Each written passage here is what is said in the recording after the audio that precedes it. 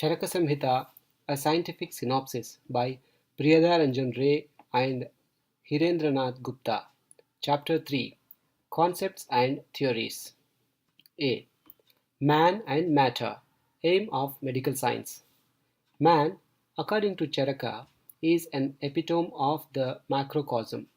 Sharirasthana 5.3. Following the philosophical doctrines of Sankhya and Vedanta, Charaka holds, Sharirasthana chapter 5, that the individual is a replica of the universal. Both the external world and the individual man are the manifestations of one and the same eternal spirit, Brahman. In other words, spirit and matter are not two separate entities but one integral whole. Both man and the visible world are composed of six elements: Prithvi, earth; Up, water or liquid; Tejas, fire; Vayu, air; and Akasha, ether, are common to both. The sixth element, the spirit or self in the individual, is equivalent to Brahman in the universe.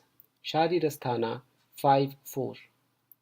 Prithvi confers hardness; Up confers fluid constituents; Tejas, the body heat; Vayu, the vital breath; Akasha, the bodily orifices; and Brahman, the spirit. Sharirasthana 5.5. Similar to the office of the creator in the universe is the might of individual soul in man. He also creates life by the act of impregnation. Sharirasthana 5.6. Like the diverse things present in the universe, the different entities comprising the human being are too numerous to count. Sharirasthana 5.4. There is in man as much diversity as in the world outside. Sharirasthana 5.3. The human body is made up of innumerable minute parts which, because of their extreme fineness, are invisible and not amenable to sense perception. These may be compared to the cells of the body as we now understand. Sharirasthana 7.17. According to Charaka, there are four criteria of truth: A. Authoritative testimony; B. Direct observation; C. Logical assumption; D. Inference. Anything contrary to reason is to be rejected as untruth. Sutrasthana 11, 17, 26 to 28 shloka. To this might also be added E. Tradition and F. Analogy. Vimanasthana 8.33. The realization of truth or perfect knowledge by man arises from the sense of equality, that is, from the perception of his own self as identified with everything else in the universe. Sharirasthana 5.7. Or from the perception of the unity of the whole world. Sharirasthana 5.8. The purpose of life is the attainment of liberation, or emancipation of the soul, which consists in the understanding and realization of truth, leading to eternal peace. This cannot be achieved merely by rituals, ceremonial practices, keeping up the sacred fire, invocations, mendicancy, austerities, asceticism, etc. Sharirasthana 5.10. A sound mind and a sound body were regarded as prerequisites for the beatific experience of the divine or Brahma in man. The aim and object of the study and pursuit of medical science with this end in view was thus defined in the Charaka Samhita, Sharirasthana 5.10.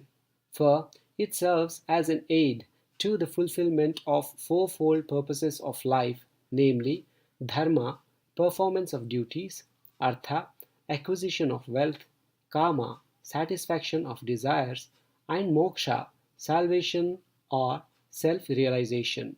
Sutrasthana 1.15, 16. Life, according to Charaka, can be divided into four types. Sukhamayuhu, happy life, is a life not affected by physical or mental diseases. Asukhamayuhu, unhappy life, is the opposite of this. Hitamayuhu, good life, is a virtuous life devoted to the service and welfare of others. Ahitamayuhu, bad life, is the opposite of this. The object of the science of life is to provide information about what tends to develop all these four kinds of life and to determine their span. Sutrasthana 30, 23-24.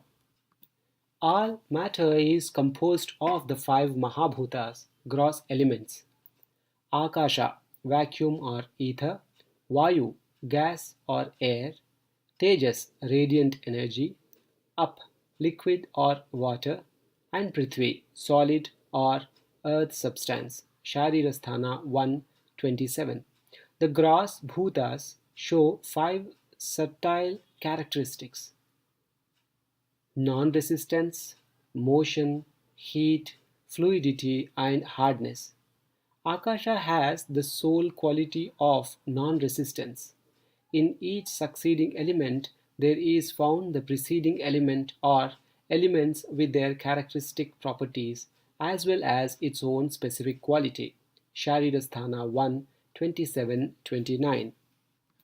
Living things are composed of the Mahabhutas and three other constituents: Avyakta, Atman or unmanifest self; Buddhi, intelligence; and Ahamkara, ego. Thus, they have the eightfold Prakriti, natural characteristics. Sharirasthana 163. The ego is made up of action, the consequences of action, reincarnation, and memory, and is independent of the physical body. It can exist without the later. Sharirasthana 152. The five Mahabhutas, together with the spirit, mind, time, and space, constitute the totality of all substances. Sutrasthana 148. They are perceptible to the senses or to the mind. Sutrasthana 162. But they cannot exist singly or without purpose. Being ephemeral by nature, they cannot escape destruction. Sharirasthana 158. Of the substances, those which possess sense organs are called animate, and those which do not are called inanimate. The gunas represent the sense properties of color, taste, smell, touch, and hearing, besides the mechanical and other properties which all elements have in common. Sutrasthana 148-50.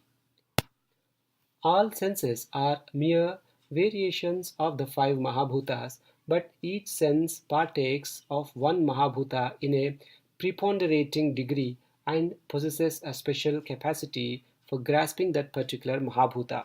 Sutrasthana 8-14. Conscious perception arises from the fusion of the Atma, mind, senses, and sense objects. Sharirasthana 134. This fusion cannot be achieved by accident. An agent is necessary. Sharirasthana 144.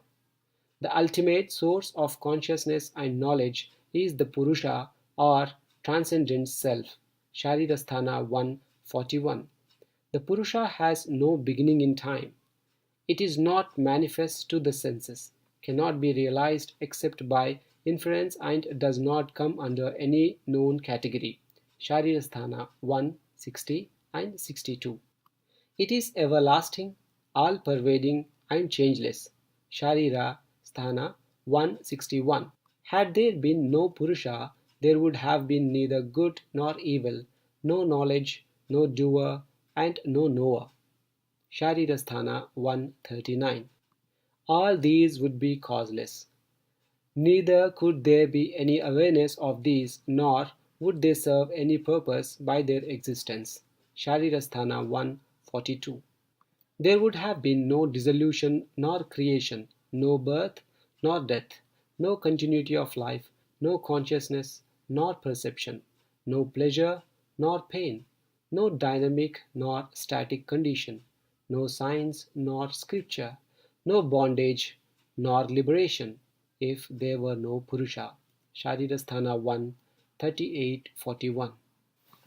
Charaka holds that life results from the combination of the body, the senses, the mind, and the self, Atma, and that it rests on the body, the mind, and the self as on a tripod. If, therefore, any of these supports be missing, life ceases to exist. Sutrasthana 1 42 46. As already stated, transcendent self, Paraatma, is different from manifest self, which participates in the union of the body, mind, and the senses. Sutrasthana 1, 41, 45, 47, 55, and 56.